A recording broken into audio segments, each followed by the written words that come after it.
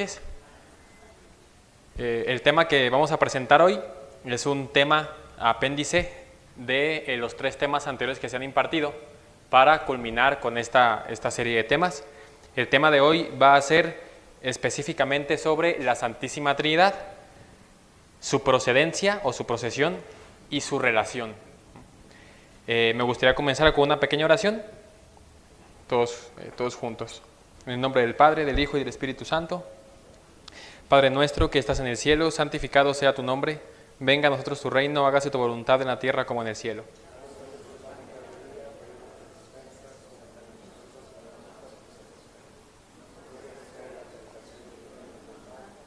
Nuestra Señora Corredentora, ruega por nosotros. En el nombre del Padre, del Hijo y del Espíritu Santo.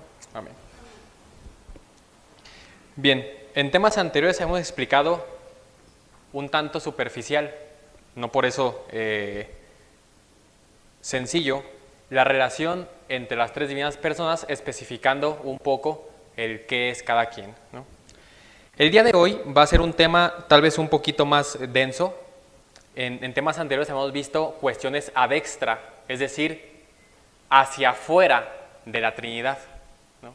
En relación específicamente con el hombre, en relación con la creación, en relación con la santificación y con la naturaleza humana. Sin embargo, el tema de hoy va a ser un tema sobre la Santísima Trinidad ad intra, hacia adentro.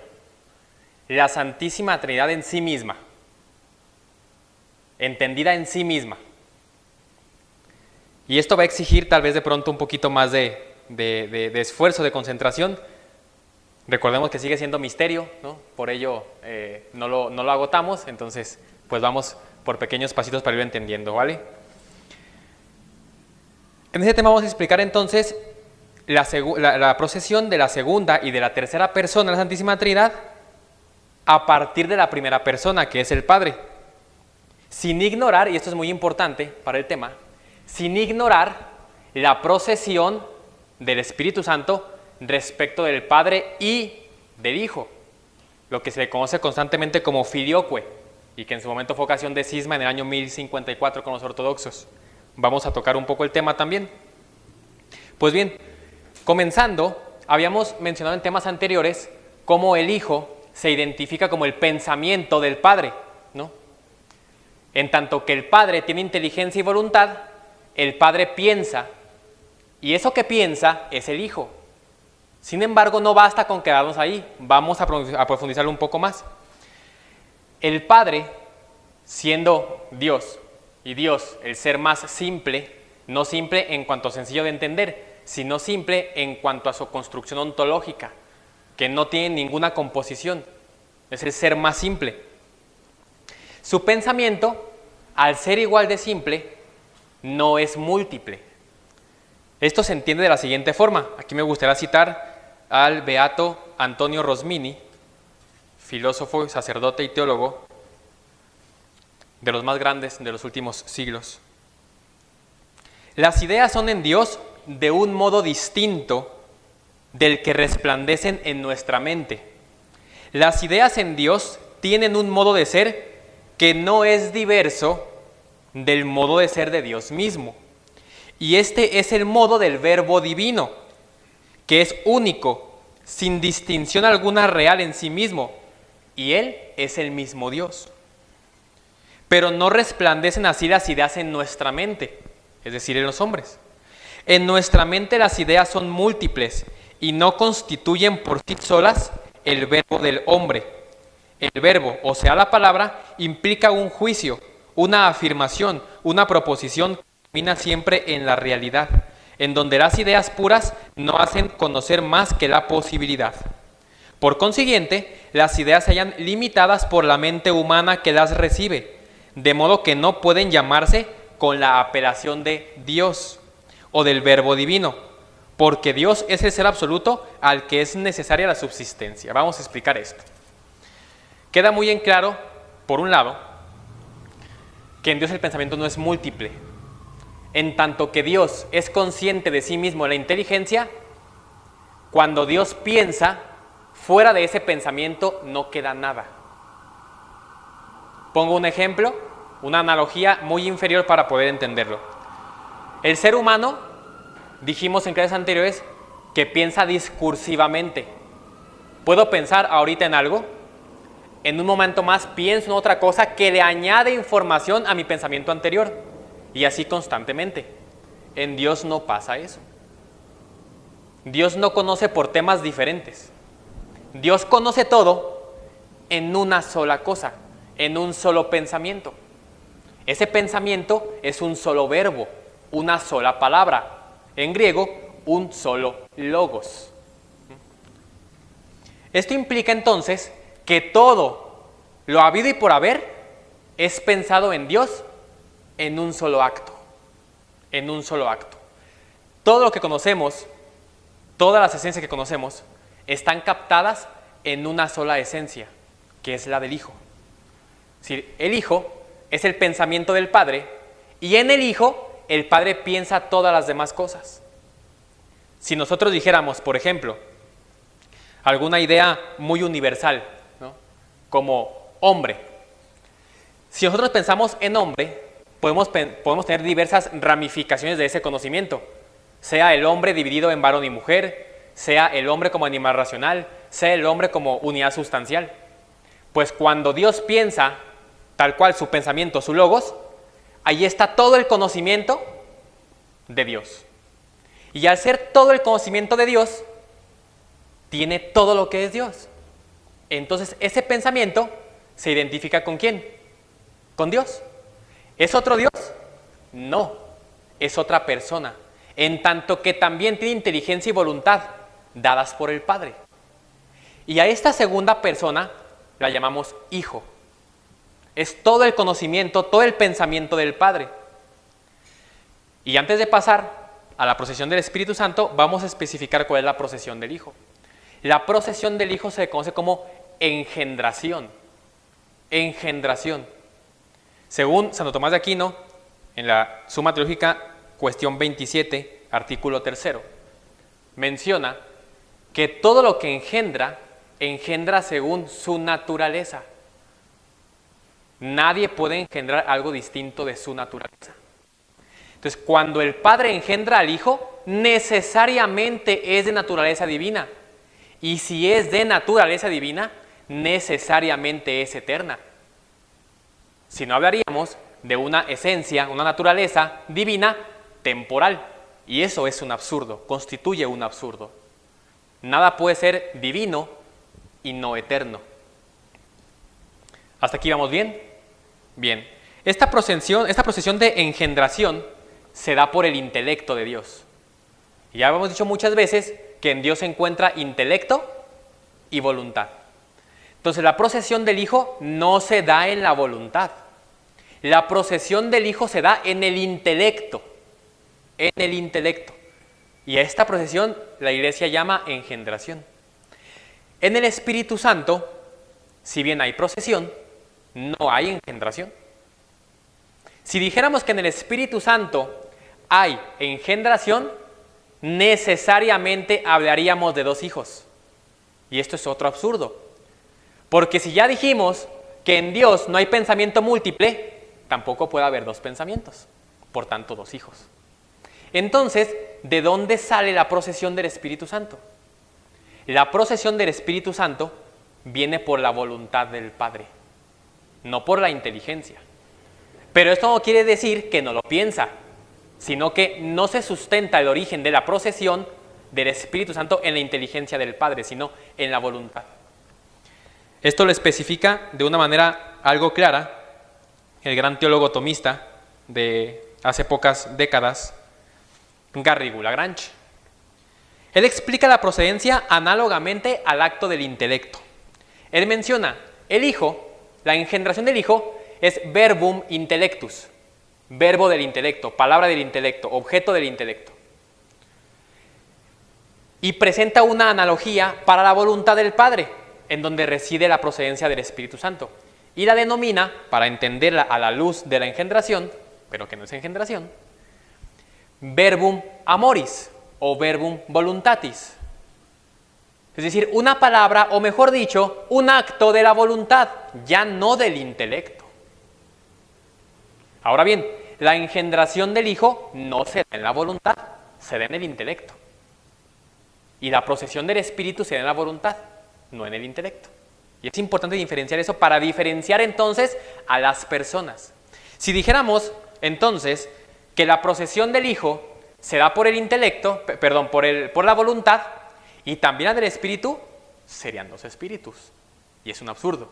Y si dijéramos que las dos procesiones son del intelecto, serían dos hijos. Y ya dijimos también que es un absurdo. Entonces, ubiquemos bien eso, ¿no? Pongo otro ejemplo, una analogía muy parva respecto de la Santísima Trinidad, pero para entender un poquito. Y que ya se mencionó en clases pasadas, ¿no? Cuando el hombre conoce algo, primero lo conoce, no lo quiere. Y en tanto que lo conoce, se inclina hacia él. Como lo encuentra verdadero, la voluntad le apetece como bueno. Estos dos actos pueden darse en el mismo momento. Sin embargo, hay uno anterior a otro. El primero es el acto del intelecto, que es conocer. El segundo es el acto de la voluntad, el acto volitivo, que es querer lo conocido. Y en el mismo hombre no se identifica lo que yo conozco con el afecto que yo tengo por lo que conozco. Y esa misma distinción nos ayuda a entender de manera limitada, pero más perfecta en Dios. El acto de Dios de pensar al Hijo es distinto en orden, no en esencia, en orden del acto del amor del Espíritu. Ahora bien, en el Espíritu, ¿a quién quiere el Padre? Al Hijo. Pero si diferencia entonces el Hijo del acto de amor hacia el Hijo. ¿Hasta aquí vamos más o menos claros? Bien. Al proceder de la voluntad del Padre, en tanto que ama al Hijo, y el Hijo también ama recíprocamente al Padre, no es difícil entender que el Espíritu procede de ambos. Sin embargo, previo a esto, es hasta donde llegaron los católicos en Oriente, en su momento ahora conocidos como ortodoxos y en actual cisma, al mencionar o al negar la procedencia del Espíritu respecto del Hijo. Para ellos el Espíritu solamente procede del Padre, no del Hijo. Pero al entender que el acto del Espíritu es recíproco, es decir, que el Padre ama al Hijo y que el Hijo ama al Padre, ese amor del Hijo también es el Espíritu Santo. Entonces también procede del Hijo. Y es el artículo en el credo conocido como filioque, y del Hijo en latín. La partícula que en latín significa y, es una conjunción copulativa. Ese filioque hace referencia a y del Hijo. Entonces, esto en el año 1054 fue ocasión de cisma, ¿no? Entonces no es algo muy impropio que el fiel deba de saber, ¿no? No voy a hacer que sea cismático sin darse cuenta, ¿no? Pues bien, ese amor, entonces, que es el Espíritu Santo, se distingue ya entonces de la primera persona y de la segunda persona, ¿no? Pero ya dijimos entonces que ese amor no solamente es del Padre, ya es un amor también del Hijo, ¿no? Y ante esto, se tiene que hacer referencia a que más que un acto distinto, es una forma de residencia. Es decir, el Padre reside en el Hijo en tanto que lo ama. Y el Hijo reside en el Padre porque también lo ama recíprocamente. Este amor es la tercera persona de la Santísima Trinidad. La Iglesia, sin embargo, no tiene un acto, una palabra actualizada para dar a entender la procedencia del Espíritu. Ya dijimos que la procedencia del Hijo se le llama engendración o generación. Pero ¿cuál es entonces la palabra que debemos de adoptar para hablar de la procedencia del Espíritu? Desde el magisterio no hay como tal una palabra. Sin embargo, Santo Tomás, en la misma Suma Teológica, ofrece una palabra que nos puede ayudar a entender esta procedencia en analogía de la engendración. Y Santo Tomás utiliza la palabra expiración. Expiración. Y de ahí se entiende entonces el espíritu. Fulton Sheen, de una manera un poquito, por decirlo así, más romántica, ¿no?, utiliza este término para hablar de lo que es el Espíritu Santo. Y menciona lo siguiente: 3 en 1, Padre, Hijo y Espíritu Santo, 3 personas en un solo Dios, uno en esencia con distinción de personas. Tal como la fuerza, la luz y el calor del sol, que no hacen 3 soles, sino uno. Y fíjense la siguiente analogía que hace, tal como el agua, el aire y el vapor, que son todas manifestaciones de la misma sustancia H2O, tal como la forma, el color y el perfume de la rosa. Esto nos ayuda a entender, les decía yo que medio románticamente en palabras del venerable Fulton Sheen, ¿no?, al Espíritu Santo como expiración, como vapor, ¿no? Y más adelante en el mismo libro, son 3 los que se casan, de Monseñor Fulton Sheen, él menciona al Espíritu como el Espíritu, la expiración, que hace un ser humano al amar a otro. Es decir, cuando está enamorado y ve al amado y suspira por el amado, suspira físicamente, Fulton Sheen dice que es un reflejo del suspiro del Padre por el Hijo. Entonces, nos ayuda a entender figurativamente un poco por qué se le llama espíritu y por qué Santo Tomás se atreve a llamarlo expiración, ¿no? Expiración, no respiración, expiración. Tiene su importante diferencia, que es el amor que reside en el Hijo y que en el Hijo reside hacia el Padre. Pues bien, si dijéramos entonces que el Espíritu Santo solo procediera del Padre, podríamos hablar de 2 hijos, ya lo mencionamos, o de 2 espíritus en caso contrario si lo sustentamos ambas procedencias en el acto volitivo. Imaginemos por un momento que el Espíritu solamente procede del Padre. ¿Podríamos entender el acto trinitario? Faltaría algo. Explico lo siguiente. El mismo Fulton Sheen, ahora solo dejen encuentro la cita, menciona algo que los teólogos llaman en español circumincesión o en latín circumincesio. Nosotros explicamos etimológicamente lo que es la palabra. Dice lo siguiente: en la eterna divinidad existe lo que los teólogos llaman la circumincesión, que significa que ellos son coinherentes uno en el otro, para que el acto de cada uno sea el acto de Dios. El amor de Dios da la vuelta y revierte en sí mismo. Es decir, todo acto de cualquiera de las 3 divinas personas está íntimamente unido a las otras 2 divinas personas. Si dijéramos entonces que el Espíritu Santo no procede del Hijo, ¿a quién ama el Hijo? ¿O por medio de qué amaría? Es necesario que el Espíritu proceda también del Hijo para que podamos hablar de un amor perfecto en la Trinidad. Si se dan cuenta entonces, cada acto de una persona de la Santísima Trinidad los une al otro. Y esto es lo que hace referencia a la circunmincesio. Que la circunmincesio, etimológicamente, hace referencia al adverbio circum en latín, es decir, alrededor de. La palabra circunferencia es un alrededor de un todo, ¿no? Y el esio hace referencia al verbo esse, al verbo ser en latín, es decir, lo que rodea todo el ser de Dios. Esa es la circunmincesio. Una imagen un poco gráfica que nos puede ayudar a entender esto: imaginen un triángulo equilátero con un círculo adentro, la circunferencia tocando cada uno de los lados desde dentro del triángulo. Y en cada punta podemos asemejar a una persona de la Santísima Trinidad. En cuanto a que cada una de los vértices de este triángulo se orienta hacia el centro donde está la unidad de la Trinidad, necesariamente se sostiene y se encuentra con las otras 2 vértices. ¿Sí ayuda la imagen a entenderlo? ¿No? Entonces, la circunmincesio hace referencia a eso, a que cada acto de la Trinidad está tan íntimamente unido a las otras personas que no se puede entender que una no proceda de la otra.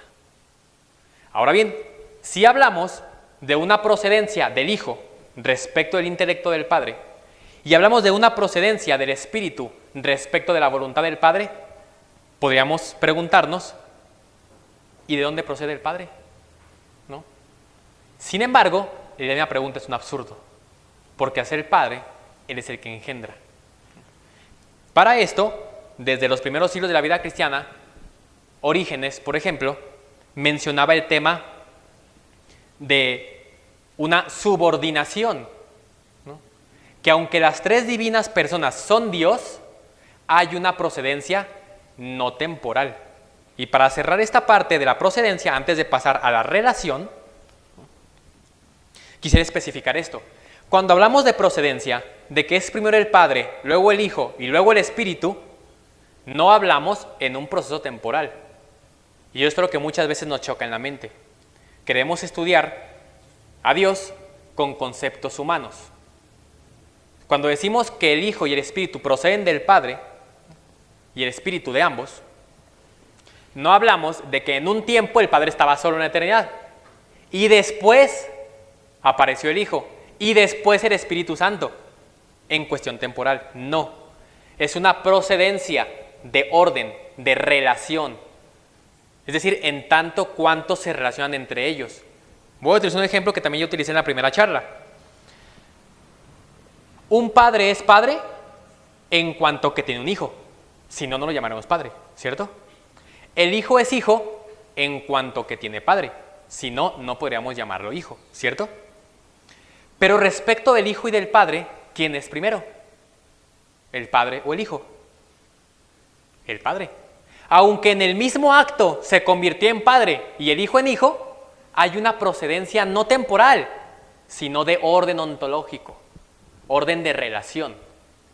Si se entiende esto, podemos pasar entonces al tema de la relación entre estas tres divinas personas. El tema de la relación es un tanto más breve, habiendo entendido lo anterior. El tema de la relación se sustenta en el papel que juega cada una de las divinas personas.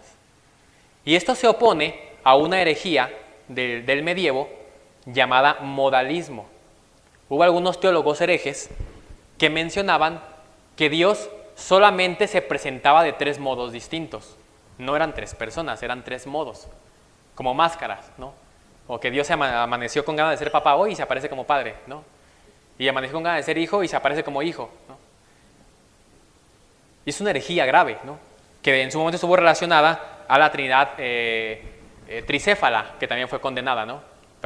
Porque representaba gráficamente lo que era el modalismo, ¿no? Tres caras de un mismo Dios. Y no son tres caras, son tres personas. Entonces, esta relación implica una distinción, ojo con esto, de personas, no de esencias. No son tres esencias distintas, son tres personas distintas con un solo acto de ser. Se les mencionaba en las pláticas anteriores del acto de ser, el ser de Dios, que es un acto no hipostático, no hipostático. Y esta era una aportación de Santo Tomás a la filosofía y a la teología, ¿no? Entender el ser de Dios por el cual nos comunica las esencias, pero que ese ser, si bien no es Dios, abarca todo lo de Dios. Pero al ser no hipostático, es como un ens comune, una comunidad de entes, de posibles, de ideas, ¿no?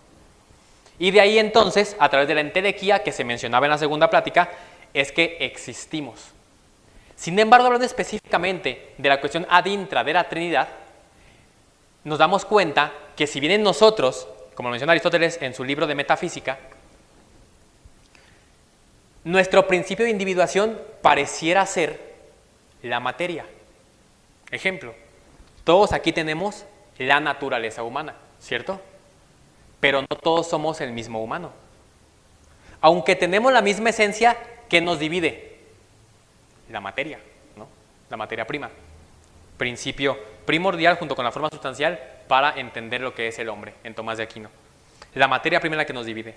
Entonces en la metafísica Aristóteles menciona esto, que el principio de individuación es la materia. En una cuestión ontológica, eso suena coherente.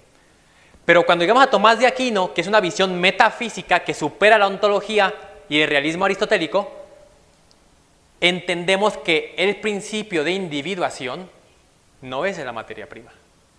La materia prima es un efecto material del principio de individuación ulterior a esta, es decir, el acto de ser. Aunque tenemos la misma naturaleza, el acto de ser que Dios nos otorga es distinto entre cada uno. Y esto se aplica entonces incluso a los ángeles que no tienen materia. Porque si devolvemos la pregunta a Aristóteles, y el principio de individuación es la materia, ¿cómo se individúan los ángeles si no tienen materia? ¿No? Se individúan entonces por el acto de ser. Y la división material viene a ser solamente una consecuencia de la división ulterior en el acto de ser. Pero vamos todavía más arriba para entender la relación. Si en la Santísima Trinidad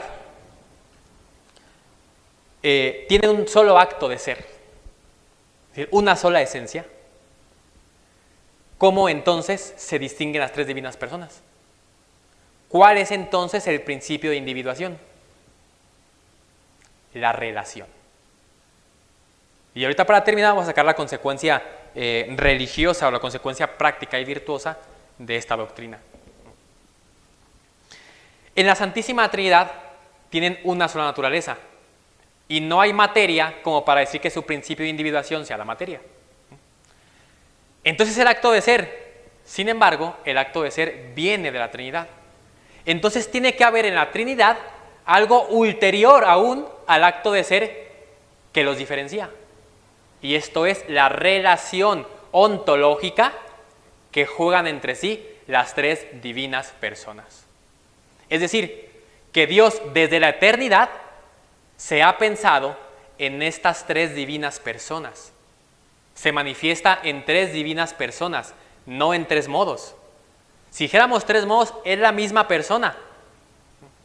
Pero al ser tres personas, nos exige pensar y plantearnos un principio de individuación que reside en la Trinidad, ni siquiera en el ser de las cosas, ni siquiera en la materia de las cosas. Es decir, en la Trinidad. Y esto es la relación. La relación.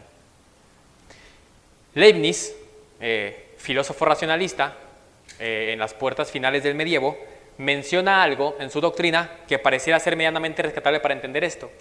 Y él menciona la cuestión de las mónadas en su tratado metafísico de la monadología. Y él menciona cómo todo el universo se ve reflejado, podemos encontrarlo en una hoja de árbol, en un microbio, en un animal. Y ese animal, esa hoja, lo que nos dice, podemos encontrarlo en todo el universo. Como un espejismo, ¿no? Todo lo que está en el universo está en un ente pequeño. Y lo que está en ese ente pequeño está en todo el universo. Y él menciona, lo que define que seamos distintos cada cosa del universo es la perspectiva que Dios ha querido para nosotros desde la eternidad. Entonces, desde la eternidad, Dios ha querido en la Trinidad, en esas tres divinas personas, una relación distinta de cada uno. ¿Para qué? Precisamente para darnos ad extra las perfecciones que les corresponden a nuestra naturaleza. Sin embargo, aquí sí es importante entender esto. ¿Podemos entender a la Trinidad sin hablar de la creación? Claro, es lo que venimos haciendo desde el inicio del tema. Sin embargo, aquí hay algo muy importante. La Trinidad, como Dios tripersonal, se entiende solamente desde la revelación. No es de la filosofía, desde la razón. Lo que sí se puede entender desde la razón es la existencia de un Dios personal, no de un Dios tripersonal. La Constitución Dogmática Dei Filius del Concilio Vaticano I por Pío IX menciona precisamente eso en uno de sus numerales. Que el católico ha de creer como verdad de fe que por la pura razón, por la sola razón, podemos encontrar la existencia de un Dios personal. Y hasta ahí. Y eso a través de la Teodicea, un tratado filosófico, que se le conoce también como teología natural. Pero a un Dios tripersonal solamente se le conoce en la revelación, específicamente en los evangelios. Cuando Jesucristo se presenta como el Hijo y cuando habla de un consolador, de un abogado, de un paráclito, distinto de Él, Y al mencionar que el Padre lo va a enviar, entonces es también distinto del Padre. Entonces es importante entender la Santísima Trinidad ad intra para que se entienda más perfectamente ad extra. Y yo les mencionaba que esto era más que nada un apéndice de los temas anteriormente tratados. Empezamos en el primer tema hablando del hombre, de sus perfecciones, después de cómo se manifiesta la Trinidad en el amor humano, en la persona humana, que de pronto el nombre podría causar un poquito de escozor, pero quedó claro que no era por tintes personalistas. Y en el último tema hablamos entonces de esta relación más necesaria de entender, estéticamente hablando y metafísicamente hablando, entre Dios y el hombre, para que el hombre se cristifique, se deifique, se perfeccione. Ahora, habiendo llegado a la Trinidad, nos dedicamos a hablar puramente de la Trinidad. Y se fijaron, se utilizan términos tal vez un poco más densos, alejados tal vez del coloquio ordinario que utilizamos en el día a día, pero que de alguna manera ilumina también lo que ya hemos venido platicando. Para terminar, quisiera citar venerable Monseñor Fulton Sheen al respecto de esto, ¿no? Ahora de nuevo dejen encuentro la cita.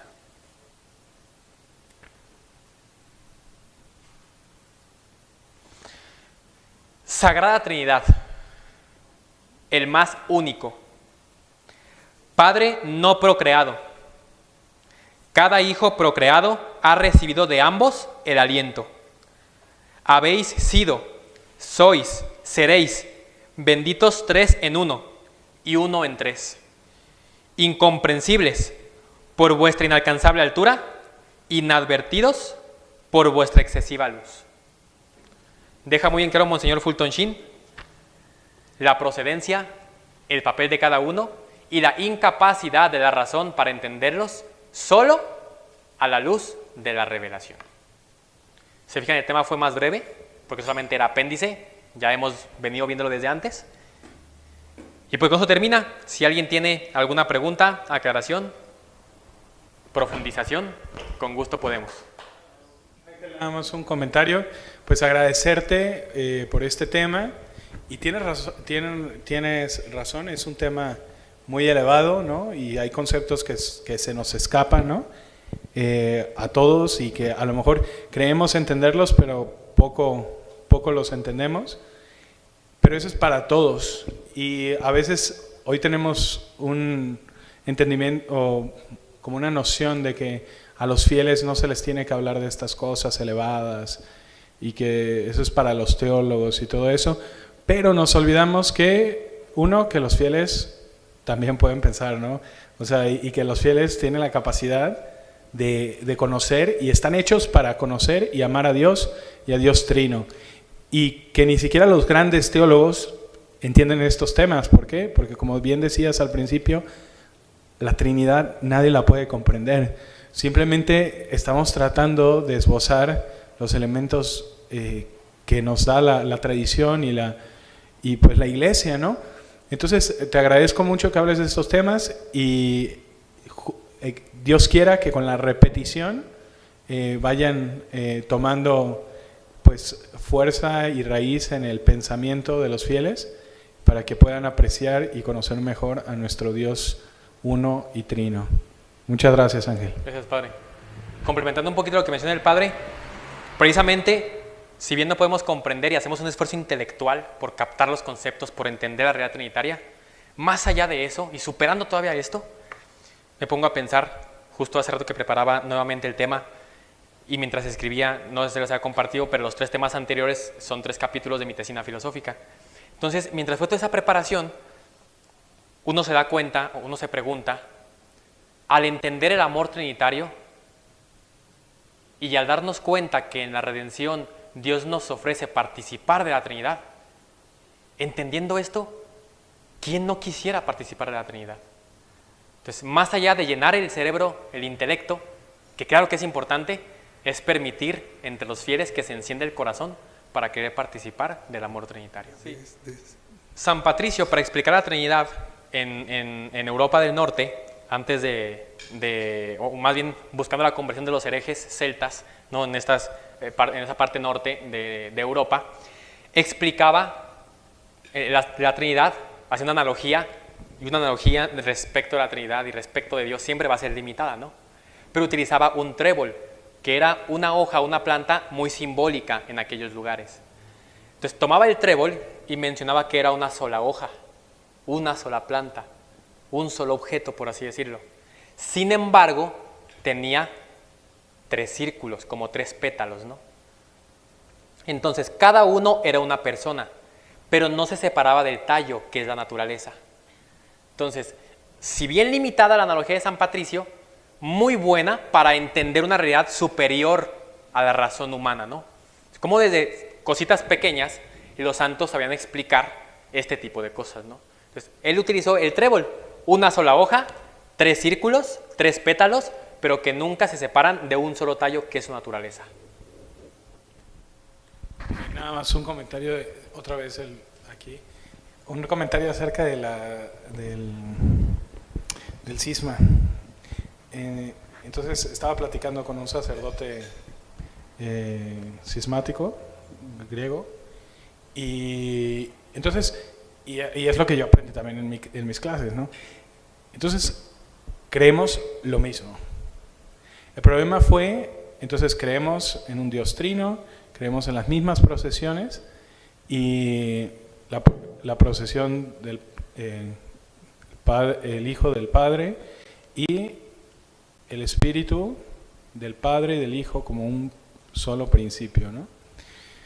Entonces, creemos lo mismo, lo que fue una confusión, ¿no? Primero, el hecho de que se añadiera una palabra al credo, pues fue como, siempre han sido cuestiones más políticas que doctrinales, ¿no? Lamentablemente. Pero sí, nada más quiero rescatar eso de ellos, ¿no? Que creen exactamente lo mismo que nosotros en cuanto a la Trinidad. Solamente fue un problema de falta de comunicación y a lo mejor intereses políticos, ¿no? De ciertas personas, cuestiones culturales, cuestiones de lenguaje y ya. Sí, padre, muchas gracias. Justamente el cisma se da también por muchísimas cosas políticas, divisiones entre Roma, Constantinopla, que en todos los concilios previos al siglo IX, pues ya se venían viendo, ¿no? Y la cuestión del filioque, pues fue una razón doctrinal, más tirándole, como decía el padre, a una confusión, y siempre suele pasar que entre teólogos occidentales y teólogos orientales suele haber ese tipo de rencillas, no porque pensemos o creamos diferentes, sino porque la terminología suele ser algo complicada de adaptar entre griegos y latinos. Gracias, padre. Con Dios personal se refiere específicamente a que es un Dios pensante y que en cuanto piensa, quiere lo que piensa, y por lo tanto actúa y crea. En la Teodicea, un tratado filosófico que nos llama, se llama también Teología Natural, se especifican los atributos de Dios. Y esos atributos llevan a identificar a un Dios personal. Un Dios personal que se relaciona. ¿Con qué se relaciona? Con lo que piensa y con lo que quiere. Ya la dimensión tripersonal, que es íntima de Dios, no se entiende por la razón, sino por la revelación. Entonces, a eso se refiere cuando hablamos de Dios personal, que el hombre, contemplando la realidad, con el razonamiento humano, con el amor a la sabiduría, que es la filosofía, puede darse cuenta de que hay un Dios, a través de la creación se da cuenta que hay un Dios que tuvo que haber pensado todo esto, porque es imposible que algo se ordene solo sin un ordenador. Sin embargo, no basta con que tú quieras ordenar algo, tienes que querer hacerlo. Aplicándole esto a Dios, entendemos que hay un ser superior, un motor inmóvil, como lo menciona Aristóteles en la metafísica y en sus tratados, y que este motor inmóvil entonces quiso lo que pensó y por eso lo efectuó a través de su entelequía. A eso se refiere con un Dios personal. Ahora bien, ¿qué me movió a hacer esta tesina filosófica? Bueno, un sacerdote que en su momento fue mi director espiritual en el seminario durante mis estudios filosóficos, el padre Héctor Franco Vázquez, nos hablaba bastante de que todo tipo de doctrina filosófica o teológica debe de encontrar un aterrizaje en la vida práctica.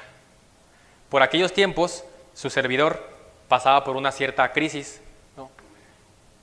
Y la crisis se resolvió a la luz, pues, de la Santísima Trinidad, de entenderlo, ¿no? Y platicábamos justamente en aquellas clases de estética filosófica que a veces tantas crisis que padece el ser humano se resuelven entendiendo a Dios. Porque entendiendo a Dios, entendemos quiénes somos nosotros. Lo que les mencionaba desde la primera clase, ¿no? Los filósofos y teólogos modernos quieren entender a Dios desde el hombre. Y no es que digan mentiras, bueno, algunos sí, ¿no? Pero son limitadas verdades. Lo propio del católico es entender al hombre desde Dios. Y así uno leyendo la Suma Teológica, leyendo San Agustín, leyendo Aristóteles, leyendo santos, con doctrinas si bien densas, pero verdaderas y ricas en contenido, uno puede ir también trabajando la virtud. Y se ordena el ser a eso que va conociendo. Y se repite, entonces, la imitación de la Trinidad. En tanto que yo conocí esta doctrina, y la quise y la practiqué, incluso psicológicamente hay consecuencias sanas. O sea, al experimentar eso, fue más como más que un trabajo académico, fue un ejercimiento de esa pasión doctrinal, ¿no? Y por eso hacer una tesina, que si bien es para una licenciatura en filosofía, pues es interdisciplinar. También toca temas de teología. El primer capítulo es metafísico, el segundo tratado es existencial y el tercer capítulo, es teológico. Pues muchas gracias.